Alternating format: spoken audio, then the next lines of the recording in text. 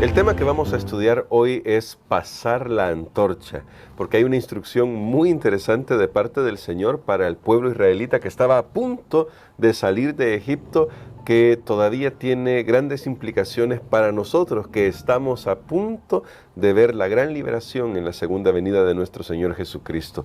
Así que vamos a orar pidiendo la dirección de nuestro Dios para nuestra reflexión de hoy. Bondadoso Padre, hoy pedimos sabiduría para hacer realidad esta instrucción en nuestras familias y con las generaciones que permitas que todavía subsistan sobre la tierra antes que Jesús venga por segunda vez. Amén. Una instrucción que le diste a tu pueblo para que siempre recordaran tu grande amor y misericordia al liberarlos de Egipto. Así que permítenos extraer estas lecciones, lo pedimos en Jesús. Amén. Amén. Para el día de hoy, pastor, me gustaría ir al texto por estas palabras que vamos a estudiar, esta instrucción aquí en Éxodo 12. No hemos ido con todos los textos, pero usted puede leer, querido amigo, querida amiga, aquí en Éxodo, el capítulo 12, que estamos estudiando, esta última plaga y todo lo que está en derredor de esto, o parte de la plaga, que es las instrucciones de la Pascua. Dice por acá, cuando leemos en los versículos 24 al 28, lo siguiente, no leeré hasta el 28, pero dice así, Éxodo 12, 24. Guardaréis esto por estatuto para vosotros y para vuestros hijos para siempre. Y cuando entréis en la tierra que Jehová os dará, como prometió, guardaréis este rito. Y cuando os dijeren vuestros hijos, ¿qué es este rito? Vosotros responderéis, es la víctima de Jehová, la Pascua de Jehová, el cual pasó por encima de las casas de los hijos de Israel en Egipto, cuando hirió a los egipcios y libró nuestras casas. Ahí, como ya decía nuestro pastor un día de estos, el pueblo se inclinó y adoró y aceptó esta instrucción de todo lo que iban a hacer. Pero me gustaría, pastor, porque aquí está la instrucción de repetir esto a las nuevas generaciones, pero quizás incluso antes de eso, esta instrucción que le está dando Dios al pueblo es de celebrar este rito antes de salir de Egipto. Todavía están ahí, todavía van a celebrar este rito en la tierra de Egipto.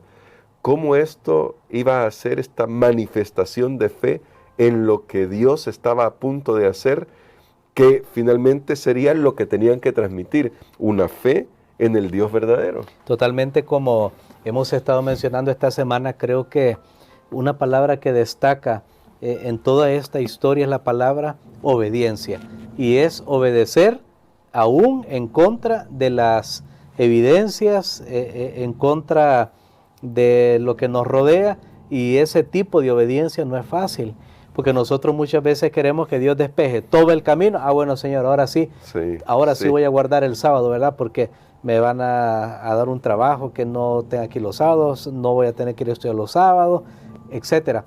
Quisiéramos que todo fuera de esa manera, pero entonces nos perderíamos la oportunidad de aprender y confiar en Dios. Por eso es que Él dio este mandato, porque recordemos que Faraón no había querido obedecer, así que Dios quería contrastar al pueblo suyo contra el Faraón, quien aún que tuvo todas las evidencias más adelante, tampoco obedeció, porque este es el punto. Aún que Dios a alguien le despeje el camino, yo he visto, hermano Gerson, muchas veces, tristemente, personas que han estado en una situación tan difícil y Dios les ha respondido. No voy a mencionar específicamente qué tipo de situación, pero han estado de una o de otra manera en una situación difícil. Dios ha respondido, pero eso no hizo que ellos obedecieran.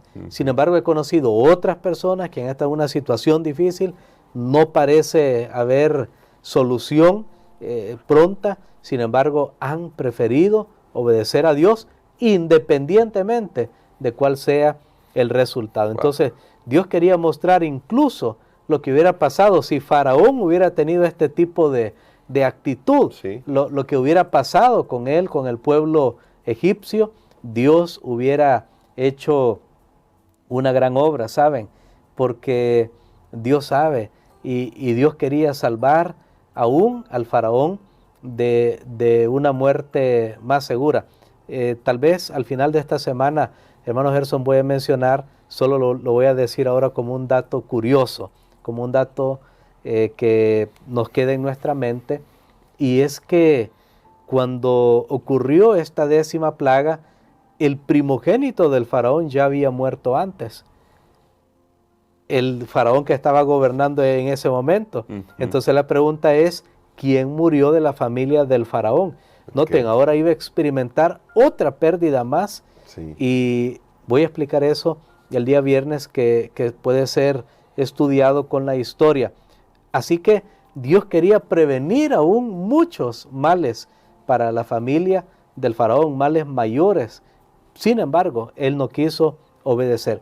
Pero algo que me gusta mucho de esto que Dios dice, ustedes lo van a recordar a sus generaciones, significaba la provisión de Dios, que iba a ser una realidad, que iban a salir y tenían que creerlo por fe antes. Sí.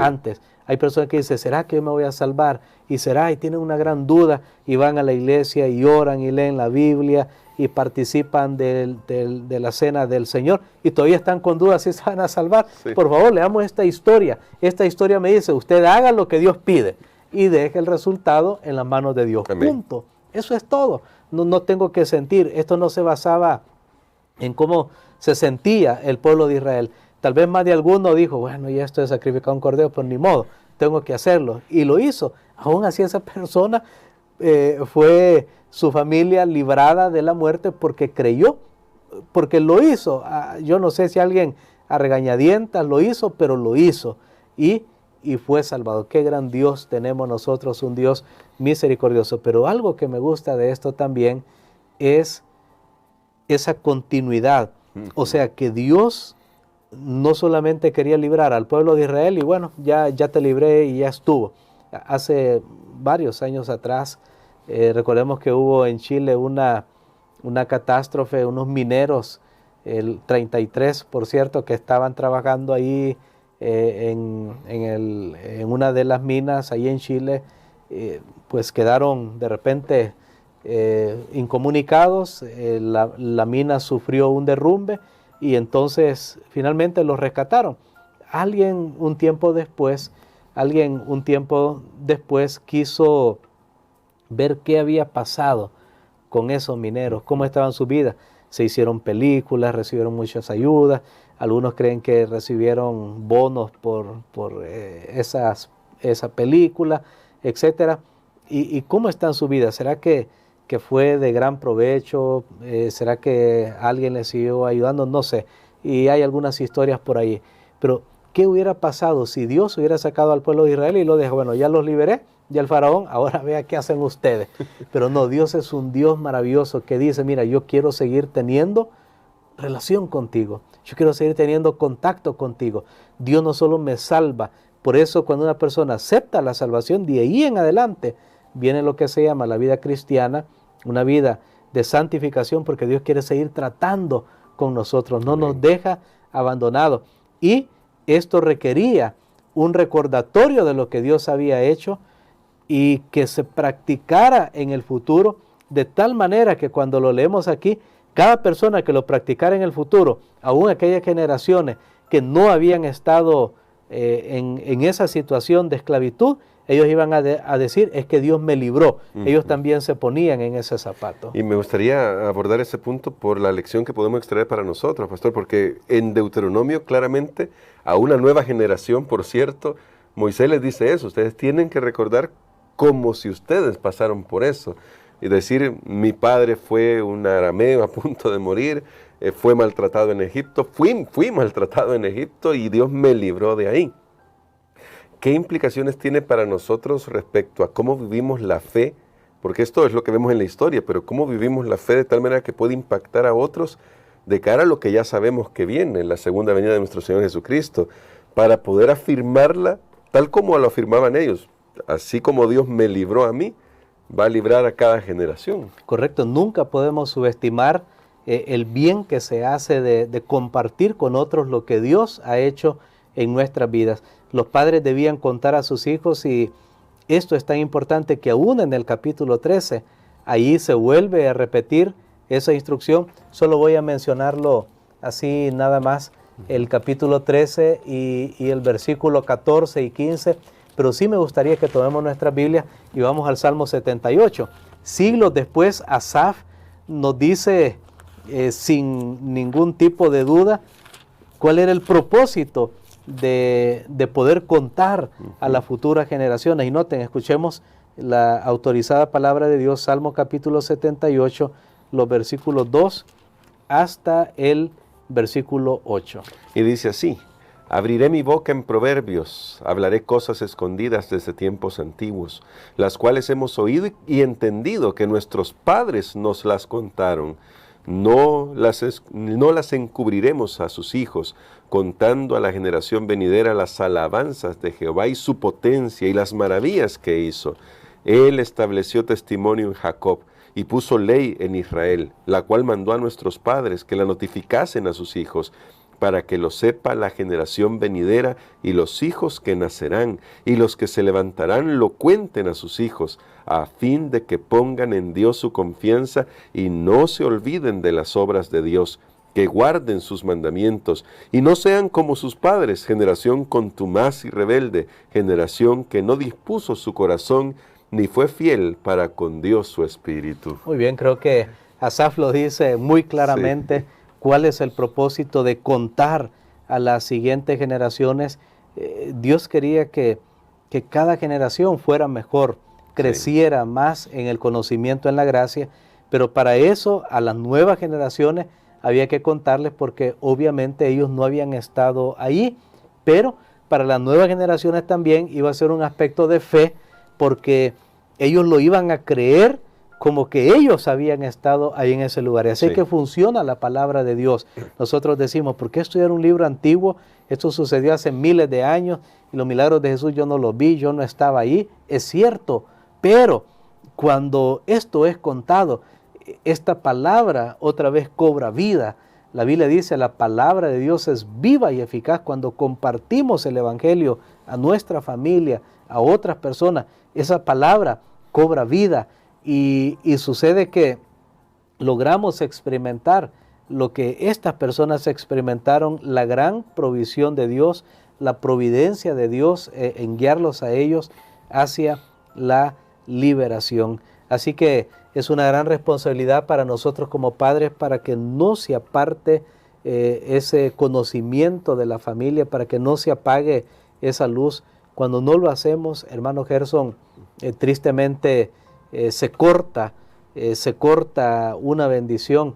Hay estadísticas que dicen en nuestra iglesia, esta la leí hace muchos años, cuando digo muchos años son muchos años ya, y recuerdo una estadística que si todos los hijos de adventistas hubieran permanecido en la iglesia, todos los hijos de padres adventistas hubieran permanecido, ahorita como iglesia, bueno, en ese momento que se hizo esta estadística, y pues tampoco tiene mucho, porque digo, yo la leí, así que va en el tiempo de mi vida, pero se dice que la iglesia sería el doble de grande, aún sin haber evangelizado a nadie más, solo con los que ya estamos en la iglesia, y luego lo contamos a nuestros hijos y ellos a su vez a sus hijos. Yo me pongo a pensar, por ejemplo, en la iglesia que yo crecí, yo puedo comenzar a pensar en tantos nombres de jóvenes que estuvieron allí conmigo también, pero que no están ahora. Ahora, yo no digo que fue porque sus padres no les contaron, porque no estoy diciendo eso. Solo digo es que si alguno no está hoy porque no hubo esa transmisión de la fe, entonces es algo que debemos cambiar con la ayuda de Dios. Y me gustaría justamente terminar con una reflexión sobre eso, pastor. Hoy vivimos en una sociedad, y yo lo he escuchado, en la que algunas personas dicen, yo voy a dejar que mi hijo crezca y que él tome la decisión al final cuando sea grande. Y yo siempre digo, claro, cuando uno crece toma sus decisiones, pero ¿qué le pusimos de base? ¿Con qué lo formamos para que le ayudara a tomar sus decisiones? ¿Cómo podemos evitar caer en la trampa de Satanás? Porque es una trampa de Satanás, a mi juicio, de pretender que no podemos influir en la fe de nuestros hijos, sino que deben ser ellos los que determinen su fe cuando ya sean grandes, cuando en realidad vemos que Satanás está adoctrinando a los niños desde tempranas edades para engrosar sus filas. tristemente es una manera como algunos piensan, bueno, por las libertades que hay ahora y cada quien decide qué va a seguir en su vida. Por supuesto, siempre está la decisión de cada individuo, Claro. pero peor aún, hermano Gerson, y lo dijo Jesús, es no solo decir, bueno, voy a dejar que mi hijo tome la decisión, sino peor aún estorbarlo cuando quiere tomar su decisión, Sí. porque nosotros hemos visto a veces algunos progenitores que se interponen en el camino, y eso está en contra de las enseñanzas de Jesús, porque Él dijo, dejen que los niños vengan a mí y no se lo impidan. O sea que naturalmente, yo lo he visto una y otra vez, trabajar con niños es algo extraordinario. Admiro a las personas que trabajan con niños, porque están educando a las siguientes generaciones. Y los niños normalmente, si no hay una influencia externa, normalmente los niños responden favorablemente al Evangelio, a Cristo Jesús. Pero muchas veces los padres están allí atrasando esa decisión. Yo pienso que lo mejor que podemos hacer como padres es facilitarles a ellos el venir a Jesús, y por supuesto ellos van a crecer. Algunos pueden incluso ser sacudidos en el momento de la juventud. Nos pasó algunos también que crecimos en la iglesia y de repente vemos el ambiente por ahí externo y pensamos que tal vez nos hemos perdido de algo, pero de alguna manera ya estamos adentro, ya estamos en el camino, y si alguien ha resbalado, ya sabe cuál es el camino de regreso a casa, que a veces es lo más difícil. Alguien que ha estado adentro, regresar, porque sabe todo. Entonces, creo que lo mejor es apoyar a los hijos en su decisión de conocer a Cristo Jesús. Y por eso queremos orar, porque tenemos un gran desafío también con las nuevas generaciones para que sigan las pisadas de nuestro Señor Jesucristo, y le vamos a pedir a nuestro pastor para que nos ayude a ser esos padres que puedan pasar la antorcha de la fe y del Evangelio a las nuevas generaciones. Amén. Padre, gracias te damos, Señor, por la lección maravillosa que nos das ahora. Gracias porque tú mismo estás comprometido en la transmisión de las grandes verdades de la salvación para cada generación, para que todos puedan creer y puedan conocer al autor de la salvación, que es Cristo Jesús. Te pedimos que nos des sabiduría, Padre, para poder contar a otros, a las nuevas generaciones, poder vivir con ellos como que si estuviéramos en esa situación, porque sabemos que al final todos hemos sido esclavos del pecado, pero que ahora encontramos nueva vida en Cristo. Bendícenos, Señor, en este día, en el nombre de Jesús. Amén. Amén.